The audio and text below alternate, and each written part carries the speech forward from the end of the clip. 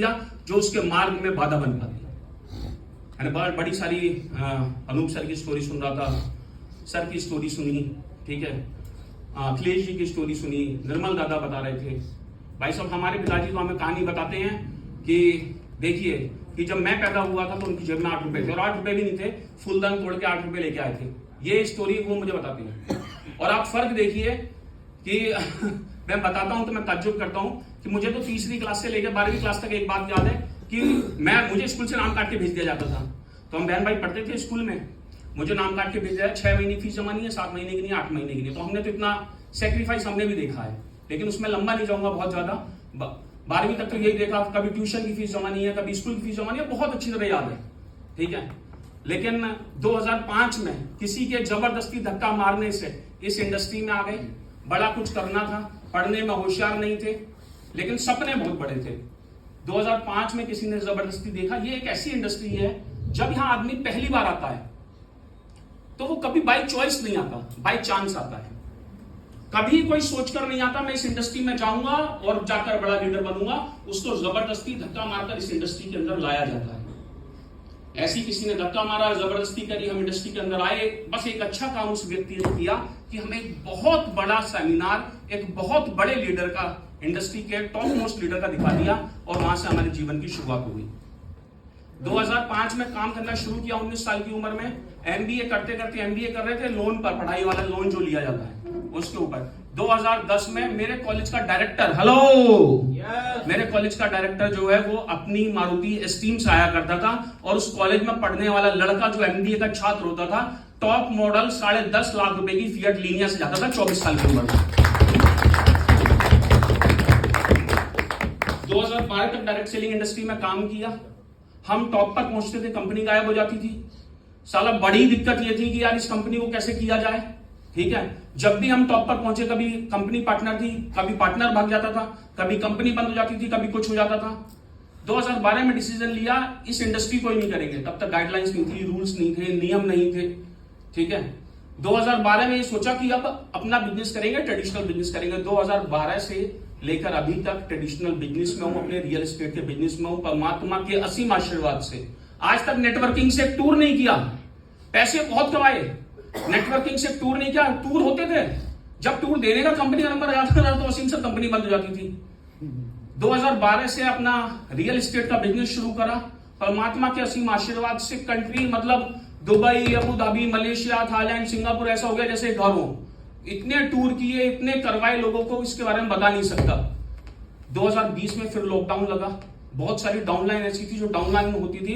आज वो और जगह किसी एक्स कंपनी में जहां से सर और सर आए हैं, वहां के आज वो ऑडी क्यू अचीवर हैं, ऐसी डाउनलाइन थी। 2020 में वो लगातार अप्रोच करते रहते थे कि आओ सर काम करेंगे, आइए काम करेंगे, काम करेंगे। मैं संतुष्ट था अपनी लाइफ में। 2020 में फिर एक दिन देखा यार कि जिसको हम बिजनेस मानते थे, बिजनेस क्या है? बिजनेस क्या है? टूरिज्म। बिजनेस क्या है? एक्सपोर्ट। बिजनेस क्या है? बड़े बड़े रिटेल काउंटर्स। बिजनेस क्या है? अलग अलग तरीके के स्कूल, कॉलेजेस, ये बिजनेस है। नेटवर्क मार्केटिंग को बिजनेस मान रहा है यार? इसे तो जो कुछ नहीं करते वो इस काम को करते हैं। अब से 10 साल पहले लोग ठीक यही सोचा करते थे, यस और नो? अभी भी अब ये धारणा लेकिन बदलने लगी है। 2020 में ऐसा दिन आया कि जो हमारा बिजनेस था, बिजनेस से 1 रुपए की कमाई नहीं हुई। दानिश भाई तो एक्सपेरिमेंट पे उतर आए। हर रोज इनका फोन आ जाए तीसरे दिन, भाई साहब सरसों के तेल का काम कर लें, मुर्गी पालन का काम कर लें, ये काम कर लें, वो काम कर लें। मैंने कहा हम तो कुछ करेंगे नहीं। एक्सपेरिमेंट कोई भी एक्सपेरिमेंट की जा चुकी है। दानिश भाई ने कुछ मुर्गे पाल लिए, फार्म हाउस खोल लिया। जब मैं इन्हें फोन करूं, भाई साहब हेलो गाँव, बोले भाई साहब बच्चों को दाना देने जा रहा हूं। मैंने कहा बच्चों को दाना? ठीक है, बच्चे तो घर पे हैं। बोले ये नहीं, मुर्गे के बच्चे जो है छोटे वाले। मैं उन्हें फोन करूं, भाई साहब बच्चे गर्मी में मर गए। मैंने कहा बच्चे गर्मी में मर गए? बोले भाई साहब कुछ बच्चे गर्मी में मर गए। बच्चे कुछ दिन में बड़े हुए। मैंने कहा दानिश भाई क्या हुआ? 1 महीने तक बड़े मोटिवेट थे जब तक बच्चे छोटे छोटे थे। एक दिन दानिश भाई मेरे पास आए, रात को कोरोना का टाइम चल रहा था, मैं इनसे इतनी दूरी से मिलता था, ठीक है। मैंने कहा क्या हुआ? इनके पास अचानक से फोन आया कि यहां से 12 किलोमीटर दूर जाना, जहां बच्चे पल रहे थे। किसी ने, बराबर वाले ने खबर दी कि बच्चे उड़ गए। वो मकान खुला हुआ था, बच्चे उड़ गए। दानिश भाई बोले मुझे वहां जाना पड़ेगा।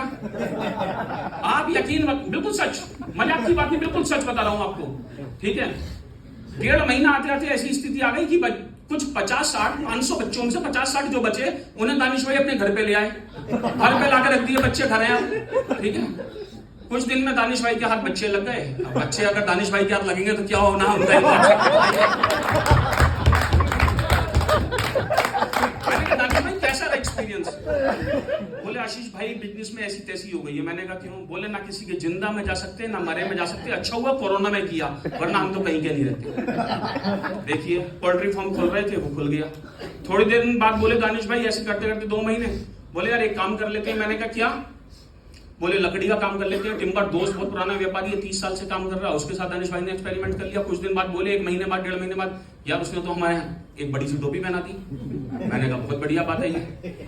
तो बिजनेस जो आपको लगता है बाहर बिजनेस ठीक वैसा होता नहीं है। लेकिन मुझे कोरोना के दौरान एक बात बड़े स्पष्ट तरीके से जो समझ में आई, वो बात थी बड़ी स्पष्ट बात कि दुनिया की हर इंडस्ट्री जो है कहीं ना कहीं वो डूब रही थी उस पर्टिकुलर टाइम में। लेकिन एक जगह एफएमसीजी में, हेल्थ सेक्टर में, नेटवर्क मार्केटिंग के द्वारा जो बिजनेस था वो लगातार बढ़ रहा था। मैंने कहा दानिश भाई इसको करते हैं। दानिश भाई फुल नेगेटिव, बोले नहीं ये तो नहीं हो पाएगा, बाकी सब हो जाएगा। मैंने कहा दानिश भाई हो जाएगा। दानिश भाई के साथ मिलकर शुरुआत करी। 15 अगस्त 2020 की बात है, प्रोविदा इंडिया के अंदर ये जर्नी शुरू करी। 15 अगस्त 2020 से पहले महीने में कुछ 4300 रुपए और 5वें महीने का दिसंबर 2020 का पे आउट जो है वो 2,06,000 रुपए था भाई साहब। बड़ी बात ये नहीं है। हो सकता है कि आज कोई बड़े लीडर आए, हो सकता है कि आज कोई बड़े लीडर बड़ी टीमों के साथ आए। 8 साल के बाद काम को शुरू किया था और तब 2,06,000 रुपए का पे आउट था। ये बड़ी बात है। कोई टीम नहीं थी, ज्यादा प्रोडक्ट नहीं थे, मेरे शहर के अंदर शॉपिंग मार्ट नहीं थे, दूर दूर तक एक शॉपिंग मार्ट नहीं था, 100 किलोमीटर तक शॉपिंग मार्ट नहीं था। तब बिजनेस को शुरू किया, वहां से बिल्ड किया। ये बड़ी बात है।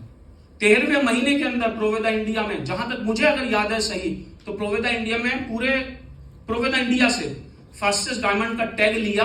ये बड़ी बात है। अब तो मुझे घबराहट होने लगी। पहले तो दिवाकर जी को देख रहा था, वो पहले तो गौरव सर को देख रहा था। मैंने कहा 6-7 महीने में हो जाएगा काम, अब तो टूट जाएगा। अब तो दिवाकर सर आ गए, ठीक है। 1 महीने के बाद ही देखा तो आज रूबी थे, अगले महीने में एमराल्ड थे, और अब पता नहीं इसी महीने में कहीं डायमंड ना हो जाए तो हो जाएंगे। और मजे की बात है, अब तो मैं ये हिसाब लगाने लगा हूं कि मैं जब तक क्राउन एग्जीक्यूटिव बनूंगा तो दिवाकर साहब कहीं आगे तो नहीं निकल जाएंगे। इनके साथ बैठने को भी मिलेगा, नहीं मिलेगा। ये देखिए, ये ग्रोथ है। ये क्या है? ये कंपनी की ग्रोथ है। ये क्या है? ये आपके एमडी के ऊपर, उनके द्वारा बनाए गए सिस्टम के ऊपर आज लोग बिलीव कर रहे हैं। ये ग्रोथ है। आप और हम कितना कर पा रहे हैं, किसका बिजनेस कितना चल रहा है, ये बहुत महत्वपूर्ण नहीं है। लेकिन आप देखिए कि जिस ऑर्गेनाइजेशन के साथ आप जुड़े हुए हैं उसका बिजनेस किस लेवल पर चल रहा है, ये बहुत महत्वपूर्ण है। और अगर आप, एक बहुत अच्छी बात बताता हूं, एक मक्खी कार के अंदर आ गई और कार की स्पीड 100 किलोमीटर प्रति घंटा थी, तो मक्खी भी 100 किलोमीटर की स्पीड से दिल्ली पहुंच गई। लेकिन जैसे ही थोड़ा सा शीशा खुला, मक्खी बाहर चली गई, तो कार दिल्ली जा चुकी थी, मक्खी गोवा में थी। अगर कंपनी की स्पीड बहुत है तो निश्चित रूप से अगर आप टिके रहेंगे, आप धीरज रखेंगे, आप लगे रहेंगे, तो एक दिन आप भी इस भव सागर की नैया जो है, माया जाल जो पैसा कमाने के लिए आए हैं, इससे तर जाएंगे और निश्चित रूप से पैसा कमा लेंगे। बड़ी बात यह कि आप टिक पाएंगे या नहीं टिक पाएंगे, और टिक पाएंगे तो कितना टिक पाएंगे। आपको आज एक बहुत बढ़िया एग्जांपल देता हूं। लगभग मुस्लिम्स कितने हैं यहां पर? ठीक है, तो ऑलमोस्ट मेरी टीम वाले, और मेरी टीम वाले तो मैं जानते हैं कि मैं एग्जांपल ऐसे देता हूं, बाकी सारे हिंदूस बैठे हैं। तो जो मुस्लिम्स हैं वो मान लिया मैं एक व्यक्ति के बारे में बात कर रहा हूं, क्योंकि धर्म को प्रमोट करना मेरा यहां पर कोई वो नहीं है, और जो हिंदू हैं उनके लिए तो वो भगवान है। तो मैं 3 कथाएं सुनाऊंगा अगली कुछ देर के अंदर आपको, और मुझे उम्मीद है कि आपको मजा भी आएगा। तो एक स्लाइड शो करो भैया। और इस इंसान से हमें बहुत कुछ सीखना चाहिए। ये बड़ी शायद पीछे तक नजर नहीं आ रही होगी, नजर बहुत ज्यादा लगभग नजर आ रही है। ये यहां श्री राम है और ये एक सज्जन बैठे हुए हैं, इनके पास विभीषण। रामचरितमानस की एक चौपाई है कुछ, तो मैंने सोचा कि आज इसकी बात आप लोगों के साथ में शेयर करी जाए और यहां से आप कुछ सीखने की कोशिश करें कि श्री राम क्यों बने, 90% 80% भारत की जनता के भगवान क्यों बने, ठीक है, बहुतों के लिए वो आदर्श क्यों बने। हुआ क्या कि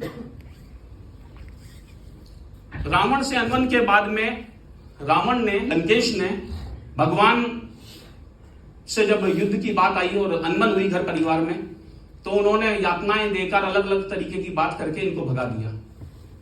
तो विभीषण